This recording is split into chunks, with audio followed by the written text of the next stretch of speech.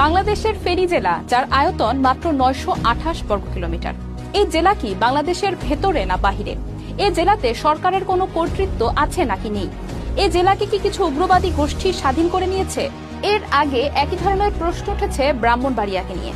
সবার মনোযোগ যখন ব্রাহ্মণবাড়িয়ার দিকে, তখন উগ্রবাদী মব সৃষ্টিকারী সাম্প্রদায়িক জঙ্গিবাদী ধর্ম ব্যবসায়ী গোষ্ঠীটি নতুন করে তাণ্ডব সৃষ্টির পায়তারা করছে ফেনী জেলায়। তারা কি করছে চলুন কিছু নমুনা দেখাই।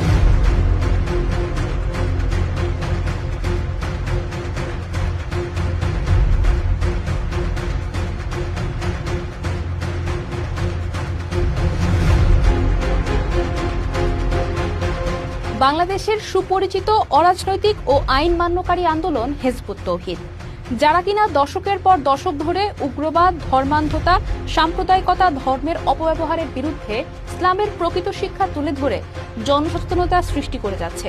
ফেনীতেও তাদের কার্যক্রম প্রায় 30 বছর থেকে চলছে।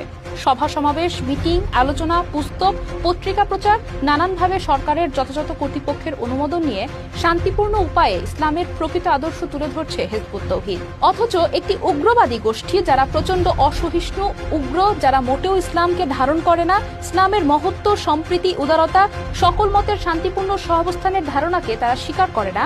ধর্ম তাদের কাছে কেবল রুটি রুজির হাতিয়ার। এই গোষ্ঠীটি আন্দোলনের সদস্যদের বিরুদ্ধে শুরু করেছে ষড়যন্ত্র, মিথ্যাচার।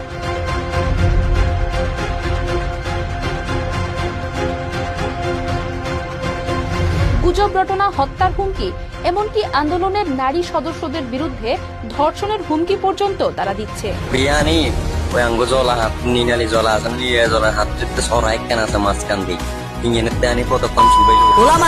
যদি মাঠে নামে তোমাকে খুঁজে পাওয়া যাবে না সেলিম, তোমার অস্তিত্ব থাকবে না সেলিম। এই হোসেন মোহাম্মদ সেলিমকে যেথায় পাবা সরাসরি হত্যা করে ফেলো। যদি কোনো আলেমের নামে মামলা হয় আর আপনারা আলেমদেরকে হয়রানি করেন, আপনাদের সাথে আমাদের বোঝাপড়া আছে ইনশাআল্লাহ। তাহলে তারা কি করছে দেখলেন তো? এরপরে তারা কি করবে জানেন? প্রশাসনের উপরে চাপ সৃষ্টির জন্য মব ঘটানোর হুমকি দিবে। অনলাইনে প্রচারণা চালিয়ে মানুষকে বিক্ষুব্ধ, উত্তেজিত করে তুলবে। তারপর একটি জঙ্গি মিছিলের আয়োজন করে হামলা, ভাঙচুর, লুটতরাজ, অগ্নিসংযোগ, হত্যাকাণ্ড ঘটাবে। তারপর সেই লেবাসধারী উস্কানি দাতারা আস্তে করে জনগণের আড়াল হয়ে যাবে, যেন কোনো হত্যাকাণ্ডের দায়, নাশকতার দায় তার উপরে না পড়ে। এই একই জাতীয় ঘটনা তারা দেশের বিভিন্ন জায়গায় ঘটিয়েছে, ফেনীতেও এখন ঘটাতে চলেছে।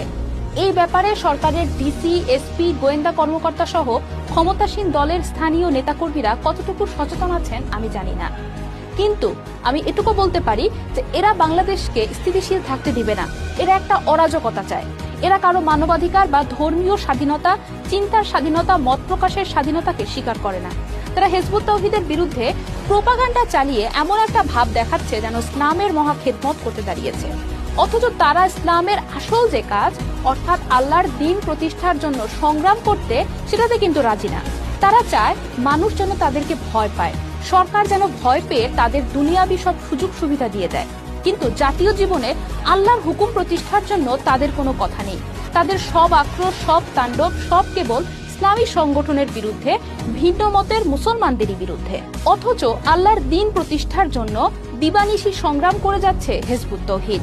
এই তো সেদিনও ঈদের জামাতে দাঁড়িয়ে হিজবুত তৌহিদের শীর্ষ নেতা ইমাম হুসাইন মোহাম্মদ সেলিম হাজার হাজার মুসল্লিদের সামনে ইসলামের বিজয়ের ঘোষণা দিয়েছেন।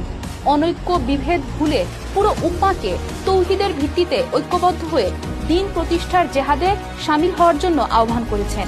তিনি বিশ্বময় মুসলিম উম্মার নির্যাতন, নিপীড়ন থেকে মুক্তির কথা বলেছেন। নিপীড়িত, লাঞ্ছিত, অসহায় জাতি আজকে মুসলমান, অথচ এই ঈদের জামাতে এটা হলো ঐক্যের শিক্ষা, ভ্রাতৃত্বের শিক্ষা। আজকে আমরা যে দেশে বাস করি, প্রতিটা বছর নতুন একটা দল সৃষ্টি হয়, হাজার হাজার দল সৃষ্টি হচ্ছে। এক দল আরেক দলের স্বার্থ নিয়ে মারামারি, খুনাখুনি, হানাহানি করছে। মুসলিম বিশ্বের এই করুণ দুর্গতি দূর করতে হলে একটা কথার উপরে আজকে তাদেরকে আসতে হবে। সেই কথাটা হলো লা ইলাহা ইল্লাল্লাহ মুহাম্মাদুর রাসূলুল্লাহ। আপনারা তাড়াতাড়ি এই তাওহীদে ঐক্যবদ্ধ না হলে আপনারা আগামী দিন বাঁচতে পারবেন না, মুসলিম বিশ্বের এই দুর্গতি দূর করতে পারবেন না। হিজবুত তৌহিদের ইমামের বক্তব্য আপনারা নিজেরাই শুনলেন। তাহলে এমন একটি দ্বীন প্রতিষ্ঠাকামী আন্দোলনের সদস্যদের বিরুদ্ধে কেন এই মব সন্ত্রাসের পায়তারা? এভাবে তারা একের পর এক নৈরাজ্য সৃষ্টি করে যাবে, আর আপনারা কি নির্বিকার থাকবেন? এই প্রশ্ন রেখেই আজকের এই ভিডিওটা শেষ করলাম। তবে মনে রাখবেন, আজকে আপনি যে অন্যায়কে প্রশ্রয় দিবেন, কাল আপনি নিজেও সেই অন্যায়ের শিকার হবেন।